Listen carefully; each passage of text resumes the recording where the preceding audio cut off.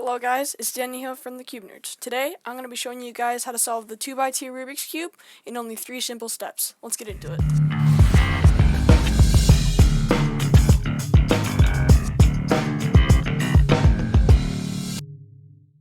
Alright, the first step to solving a 2x2 Rubik's Cube is to get one whole entire side done.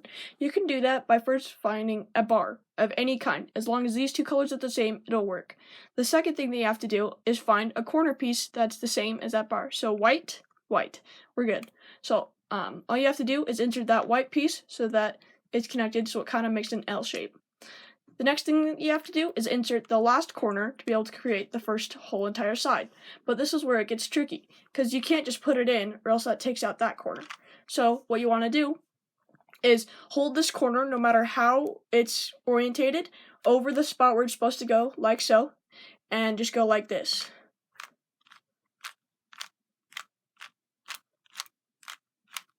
Just repeat that simple move enough times that it will go in there. It doesn't matter how many times it actually takes, as long as it goes in. So just go.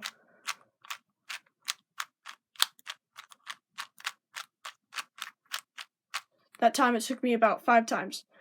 And just do that simple move as many times as it takes to get that whole entire first side done.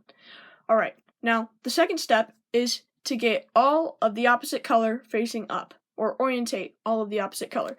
So if you think about it, the opposite of white on a 3x3 Rubik's Cube, let's look at it. The opposite of white is yellow. They're on opposite sides. So what we want to do is take white, the opposite is yellow, so we need to look at all the yellow corners. What we want to do is, if you have a bar, hold it in front of you and do that, basically that algorithm that I showed you before, but with one more move in front of it. So that goes like this. You move the front layer, and then you go, and then move it back. And if it's not done, then do it again. Move it back. Then if not all yellows are facing up, then do it again.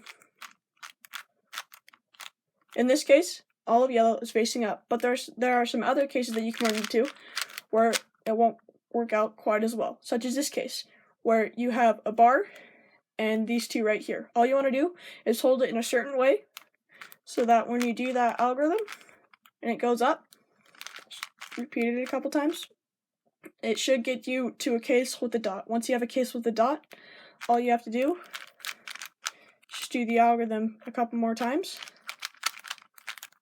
and it should get you to a case that we know, and then you just kind of play around with it until you have all yellow facing up. And all you have to do is do that one algorithm. So like that. We have all yellow facing up. Alright, now the last step is to do one of 3 algorithms to finally complete and solve the whole entire cube. Now, there are 3 cases for those algorithms. There's one where you only have one bar on the whole entire cube, which is not this one. What I mean by that is one bar on these 2 layers. So it can only be a bar right here and a bar right here. This, however, would not count. This would not count as a bar. It has to be horizontal. So one case would be you have a bar on the top and a bar on the bottom. They don't have to be the same color, but they can. Anyway, the algorithm that you want to do for this is like so.